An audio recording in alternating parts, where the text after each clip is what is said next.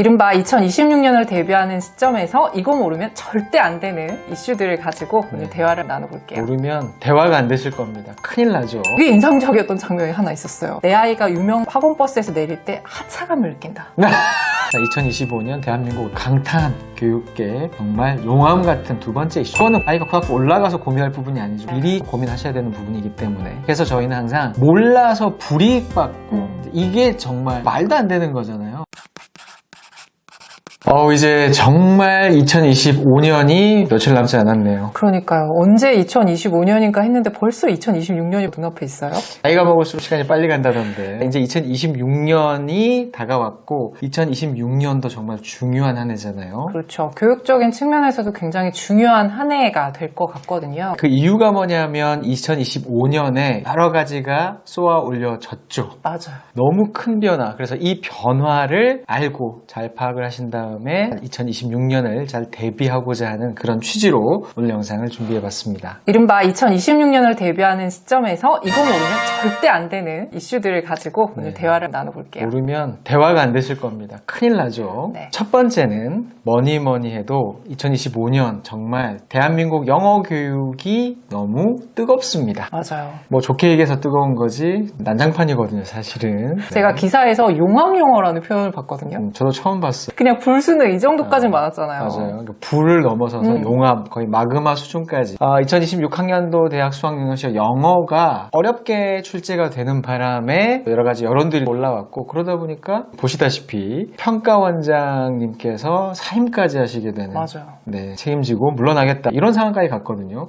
근데 수능영어가 지금 절대평가잖아요. 맞아요. 그동안 수능영어가 절대평가라고 해서 관심을 덜 받았던 게 사실이거든요. 그렇죠. 근데 너무 어렵게 나와버렸다. 이게 어느 정도냐면 상대평가 시절에 1등급이 4%잖아요. 그죠, 4%. 수능도 영어 빼놓고 나머지는 1등급이 4%인데 상위. 근데 절대평가가 된 다음부터는 90점 이상만 맞으면 다 1등급을 주는 건데 네. 올해 90점 이상 맞은 아이들의 비율이 3.11%. 그러니까 상대평가하는 그 4%도 안 되는. 그러니까요. 너무 어렵게 나왔다는 얘기거든요. 믿는 도끼 발등 찍힌 애들이 진짜 많을 것 같아요. 그렇죠. 절대평가의 취지는 분명히 이런 게 아닐 텐데 이거 뭐냐, 뒤통수 맞고 발등 찍히고 울고불고 지금 난리가 났습니다. 작년에는 6.2%. 되네요. 정확하게 지금 절반밖에 안 되는 거예요, 1등급이. 근데 또 이런 기사가 있습니다. 수능영어의 40%가 고교 교육과정 밖에서 출제가 된다. 학생을 기만한 시험이다. 이런 기사 타이틀이 보이는데 그게 진짜예요. 근데 사실 이거 놀라울 일이 아닌 게 제가 저희 영상에서도 그렇고 오프라인 강연에서도 학교 수업만 들어서는 수능영어 절대 대부할 수 없다라고 누누이 말씀을 드리고 있거든요. 그러니까 실제로 오해하는 것과는 달리 생각보다 어렵다는 얘기인 거잖아요. 어렵죠. 그러니까 학교 수업만, 교과서만 공부해서는 수능 영어를 아주 잘 보기가 현실적으로는 가능하지 않다. 이게 핵심인 거죠. 근데 이게 비단 최근의 이슈만은 아니긴 해요. 원래부터 그랬어요. 네. 쭉 그래 왔어요. 근데 특히나 올해가 어렵다 보니까 이런 이슈들이 더 튀어나오는 거죠. 근데 그게 바람직하냐, 이런 부분에 대한 논의는 좀 필요할 부분이라고 생각이 듭니다. 근데 중요한 포인트는 올해만 그런 건 아니에요. 예전에도 유튜브에서 보신 분들 많으실 거예요. 외국인들이 실제 수능 영어를 풀어봤는데 뭐 이건 말도 안 된다 뭐 이런 것들. 대표적으로 미국인인, 미국 명문대 출신인 타일러가 나와가지고 수능 영어를 틀려버리는 그런 일도 있었고, 심지어는 영국에 있는 학교 선생님들이 틀려버리는, 이게 도대체 뭐냐, 이런 것들은 우리가 예능화돼서 봤었는데 최근에 심각하게 다루는 뉴스가 나왔죠, 해외에서. 맞아요. K가 유명하다 보니까 K 수능도 좀 유명해지는 것 같긴 해요. K 영어라는 표현을 쓰면서 불수능, 한국의 수능 영어 왜 이렇게 어렵냐라는 뉴스도 나오고, BBC에서는 수능 영어를 해독 수준이다라고 평가를 했네요. 뉴욕타임즈에서는 이거 한국 수능 문제인데 니네 한번 풀어볼래? 이러면서 네 문제를 출제를 했다고 해요. 근데 이게 정말 한국 고등학생들이 보는 문제가 맞냐, 황당하다, 이런 분위기가 많이 있었고, 그래서 이 영상 보시는 우리 교집합의 애청자분들 도대체 어떻길래 이러나 라는 걸 한번 체험시켜 드리려고 올해 2026학년도 대학 수학능력 시험 영어에서 33번 문제, 그러니까 오답률이 가장 높았던 문제거든요. 81.6%의 오답률을 가진 문제를 한번 여기 띄워 드려 볼게요. 그리고 이거 영어로 하면 좀 어려우니까 한글 해석본을 이시정씨 눌러서 읽어보시고 빈칸에 들어갈 답을 한번 맞춰보시기 바랍니다. 저도 한번 볼게요. 자, 보셨을 텐데 한글로만 돼 있어도 참 골치 아프잖아요. 맞아요. 정답 혹시 찾으셨는지 모르겠네요. 네, 주단쌤부터가 찾으셨는지. 저는 4번인 것 같아요. 4번. 네.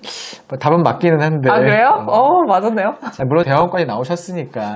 근데 이게 고등학생들이 풀 문제 치고는 좀 어렵다라는 지적들이 많은데 사실 이번 문제가 수능영어 절대평가된 이후로 그렇게까지 오답률이 대단히 높은 문제도 아니에요. 아, 그래요? 네, 이것보다 훨씬 어려운 문제가 여러 문제가 있었고 올해 중에서는 가장 많이 틀렸다 이런 건데 이쪽 읽어보시면 한글로 읽어도 와닿지가 않고 평소에 읽는 글이 아니에요. 그렇죠. 이게 한 측에서는 별로 쓰이지도 않는 말 한마디 못하는 영어를 만들어 놓고 실용 영어에 좀 맞춰야지 이거 미국인들이 이렇게 쓰냐 이런 지적이 있고 네. 또 한편으로는 아니 이게 뭐 실용 영어만을 위한 시험이냐 문자 그대로 대학 수학 능력 시험 그죠? 아니냐 아카데미칸. 그렇죠. 그래서 대학교를 가서 학문적인 거 읽었을 때 네. 도움이 되는 거다 이제 이런 지적도 있고 여기에 대한 또 반론으로는 아니 그렇다고 치더라도 너무 까다롭고 어렵고 꽈놨다. 이거는 진짜 변별력만을 위한 문제 아니냐. 아이들 영어 실력과 사고력을 높이는 시험 맞냐. 이제 이런 지적들이 있다는 거거든요. 근데 이게 영어만의 문제가 또 아니잖아요. 그렇죠. 수능 자체가 오래된 시험이다 보니까 94학번부터 시작이 됐으니까 맞아요. 30년이 넘은 시험이죠. 그렇죠. 영화되는 부분들도 있다 보니까 이런 지적들이 분명히 생기고 근데 수능만의 문제가 아닙니다. 영어는. 더한 문제는 내신이죠.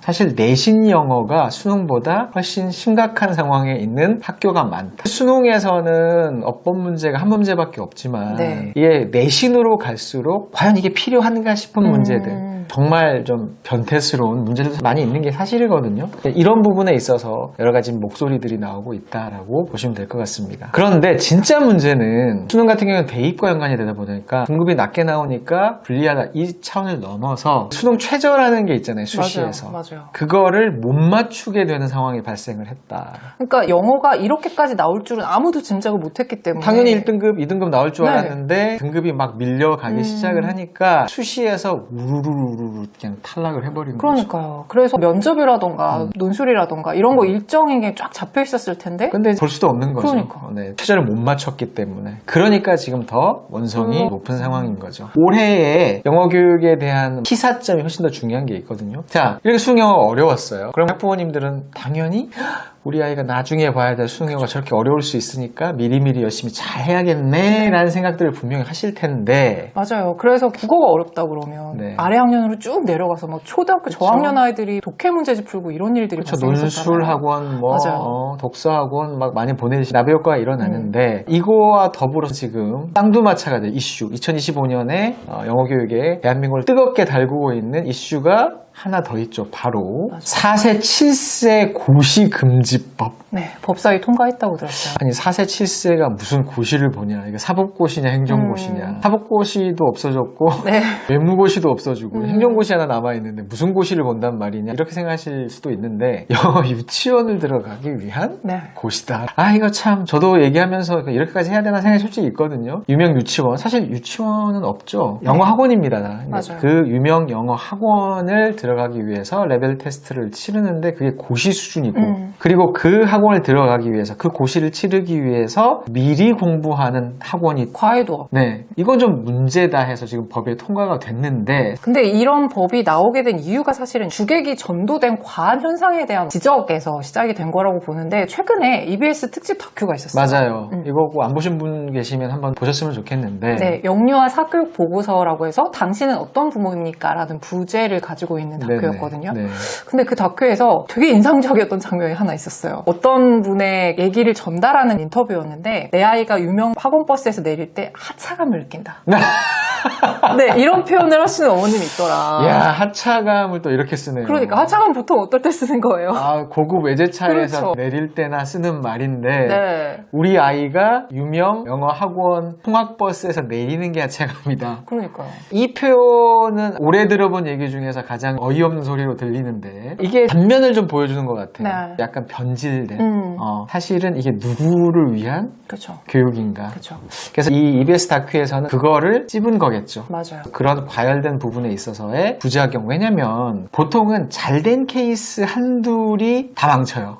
이렇게 했는데 이렇게 잘 됐더라라는 케이스가 나오면 우리 아이도 그렇겠지라고 생각하시면서 근데 사실은 그 이면에 무수히 실패하고 영어 정서 다 망가지고 영어를 싫어하게 엄청난 스트레스를 받는 아이들은 사실은 숨어 있잖아요. 그렇죠. 그러다 보니까 그게 확산이 되면서 이렇게 연쇄적인 문제들이 발생을 하고 근데 그게 비단 영어 정서의 문제만은 아니잖아요. 이게 아이들의 심리적 그리고 뇌과학적인 문제까지도 야기시킨다. 이래서 전문가들도 굉장히 지적을 많이 하는 부분이라는 거죠. 저도 정말 많이 얘기를 하는 부분이거든요. 저는 환자라는 표현을 쓰잖아요. 맞아요. 이때 너무 스트레스 받고 영어가 싫어지면 안 고쳐지거든요. 그런 케이스까지 간다. 그래서 하차감이 도대체 누굴 위한 하차감이냐 이런 부분에 있어서 생각이 좀 많이 드는데요. 구체적인 내용을 보다 보면 과연 이게 실효성이 있나 이런 지적들을 또 하는 분들도 계세요. 맞아요. 일단은 최근의 기사 중에서 사교육을 모르는 정치인들이 만든 법이다. 이런 기사들도 나와요. 4세 7세 고시 금지법 통과에 학원에서 아예 공지를 이제 앞으로 입학시험 안 보겠다. 법에 저촉되니까. 근데 대신에 토플 점수 가지고 와. 토익 점수 가지고 와. 이런 식으로 결과를 제출하는 방식으로 바꿔서. 변질이 된다. 그쵸. 이런 식의 편법으로 아이들을 모집한다. 그게 안 되면 그 학원 이전에 더 어린 나이에 다른 학원을 보내고 그 학원 졸업생들만 주로 받는 구조도 맞아요. 나올 수도 있다라는 그런 걱정들도 좀 나오고 있는 부분입니다. 그래서 이게 옳다 그르다를 떠나서 실효성이 있으려면 좀 더 구체적이고 현실적인 대안이 분명히 따라 붙어야 되지 않나라는 생각이 좀 들고요.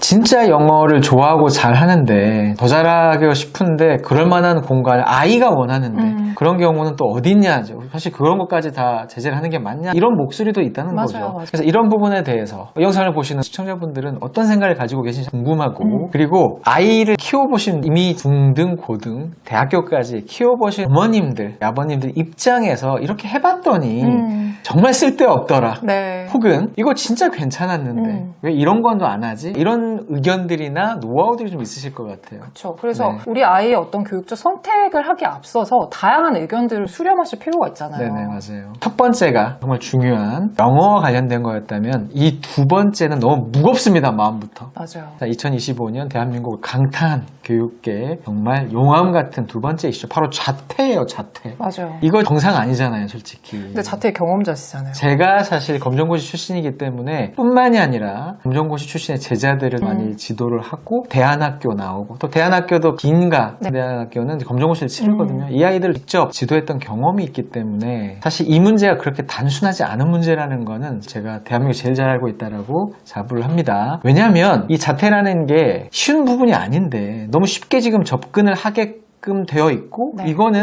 아니 약간 흥분하는데요. 아이들의 잘못이 아니잖아요. 맞아요. 아니 도대체 왜 이렇게 궁지로 몰고 가느냐 이게 좀 화가 나는 건데 자, 올해뿐만이 아니라 최근 몇 년 사이에 고교생들, 자퇴생들이 정말 많습니다. 너무 많아요. 2만 명대에 지금 이른다고 하거든요. 전국에서. 근데 특히 올해 같은 경우에 자퇴 이유를 여러 기사들을 통해서 보면 고교 학점제와 관련해서 너무 혼선이 많다. 그리고 내신이라는 게 수행평가랑 같이 평가가 되는 거잖아요. 그렇죠. 기존에 우리가 학교 다니던 시절에는 지필고사만 잘 보면 내신이 방어가 됐다면 요즘은 수행평가 때문에 거의 잠도 못 자는 고등학생들이 정말 많다는 거. 맞아요. 그런 부분들도 내신이랑 수행평가 다 신경 안 쓰고 그냥 차라리 깔끔하게. 정시로로 아예 처음부터 도전하겠다. 사실 더 심한 문제가 있죠. 내신이 5등급. 이게 참 애들의 부담을 경감시켜 주겠다고 해서 1등급, 2등급 이렇게 폭을 넓힌 건데 네. 이게 오히려 아이들의 발목을 잡을 수도 있다라고 하는 게 약간 낙인 같은 게 돼버리죠. 1등급이 안 되면 어쩌지? 그러니까 이렇게까지 1등급이 많이 늘어나는데 2등급이 이렇게까지 늘어나는데 내가 1등급, 2등급에 들지 못하면 훨씬 더 힘들어진다라는 게 너무 자명하기 때문에 그리고 이게 안 없어지잖아요, 내신은. 그렇죠. 그러니까 자퇴를 하는 이유 자체가 이게 안 없어져요. 커버가 되지 못한다. 어. 절대 그럴 수 없다. 예전에는 함수쯤 되면 비교 내신으로 네. 많이 돌렸지만 요새는 또 그렇지 않게 평가를 하는 상태가 계속 오래 간단 말이죠. 그 영향 자체가. 그래서 아예 처음부터 그냥 나 검정고시로 가버리면 깔끔하게 없는 거니까 비교 내신 받을 수가 있고 필요하다 그러면 자, 이렇게 생각하는 게 지금의 현실이 돼버린 거예요. 그러니까 요즘의 학교는 아이들의 실패를 인정하지 않는 용납하지 않는 이런 환경으로 바뀌고 있다. 이런 그렇죠. 얘기들도 나와요. 올해가 고교 학점제 원년이 되는 네. 해인데 말이 너무 많죠. 지금. 기사가 고교 학점제가 빠지질 않더라고요. 이 기사를 보니까 고교 학점제를 폐지하는 게 낫다라고 학부모님들 중에서 만족한다는 4%밖에 없다라는 기사가 있어요. 그러니까요. 맞아요. 게다가 이 고교학점제 시행으로 인해서 대입 제도가 가뜩이나 복잡한데 더 복잡해졌다는 얘기들이 심지어 있죠. 아무도 모르잖아요. 맞아요. 그러다 보니까 시간표를 짜준 학원에 돈을 갖다 바쳐야 되는 상황이 발생하기도 하고. 그렇죠. 그리고 학교도 몰라요.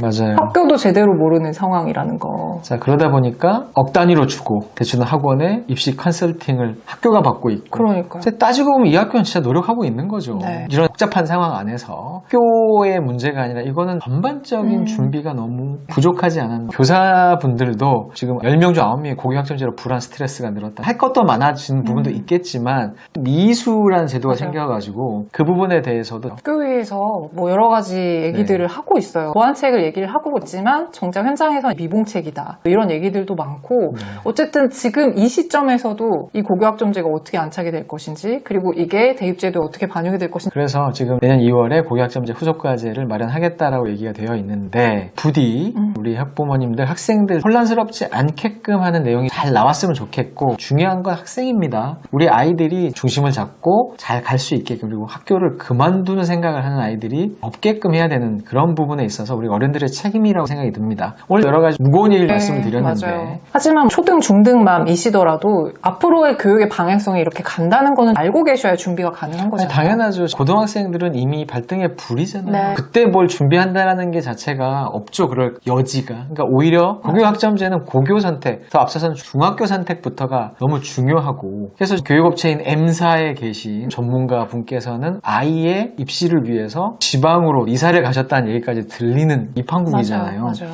이제는 학교 선택도 워낙 중요하고 또 지역 할당제가 있죠. 지역 인재 전형 이게 또 워낙 중요한 이슈가 되기 때문에 그거는 아이가 고등학교 올라가서 고민할 부분이 아니죠. 미리 또 고민하셔야 되는 부분이기 때문에 그래서 저희는 항상 몰라서 불이익 받고 이게 정말 사실 말도 안 되는 거잖아요. 교육이 내가 더 사교육비 들여서 뭘 해야지만이 정보를 얻고 그게 아니다. 그래서 불이익을 받으시면 안 된다. 그런 차원에서도 저희가 노력을 하고 있고 그래서 저희 교집합 여러 채널 특히 교집합 밴드에서 위클리 매거진이라고 해서 한 주 동안 저희 교집합을 통해서 나왔던 중요한 컨텐츠 혹시 놓치셨을까 봐 그것도 안내를 드리고 또 위클리 교육 뉴스도 같이 공유를 그렇죠. 하고 한 있어요. 주간에 정말 중요한 교육 뉴스를 다 모아놨습니다. 링크를 딱 올려놨기 때문에 들어오셔가지고 그냥 금요일 날 오후 3시로 오셔가지고 클릭만 몇 개 해보셔도 아 이렇게 지금 돌아가고 있구나 이런 것도 보실 수가 있고 또 정말 중요한 교육 이슈가 있으면 저나 우리 주단쌤이 칼럼이나 저희 교집합 스튜디오 유튜브 영상을 통해서 또 인스타그램을 통해서도 말씀을 드리고 있습니다. 그래서 꾸준히 팔로우업을 하시면 충분히 흔들리지 않고 데뷔를 하실 수가 있게끔 저희가 노력을 하고 있습니다. 2026년을 잘 준비를 해야 되죠. 이런 변화를 기회로 만들 수 있게끔 같이 새해를 맞이했으면 좋겠고요. 2026년은 이런 소리보다는 좀 더 희망찬 이야기와 교육 뉴스로 여러분들 찾아뵀으면 좋겠네요. 여러분들이 생각하시는 2025년 가장 중요했던 교육 이슈 여러 가지 큰 틀에서 좋고요. 혹은 우리 아이에게 있었던 교육적인 이슈 있으면 공유해 주시면 좋을 것 같습니다. 저희가 처음으로 이렇게 마이크 앞에 두고 같이 얘기를 해봤는데요. 고개를 숙이네요, 갑자기. 네. 같이 얘기를 해봤는데요. 유익하게 들으셨을 거라고 기대를 하겠습니다. 네네. 저희도 좀 노력을 하는 게 교육적인 얘기가 이게 항상 재밌는 게 아니다 보니까 어떻게 하면 마음이 편하게 그나마라 좀 부드럽게 전달드릴 수 있을까 고민을 많이 하잖아요. 그래서 메추리도 까고 맞아요. 빨래도 개고 좀 이쁘게 봐주셨으면 좋겠고요. 저희도 내년에 좀 더 변화된 모습으로 인사를 또 드릴 텐데 자 오늘 여기서 마무리 해볼까요? 그럴까요? 네. 오늘 영상 여기서 끝? 네.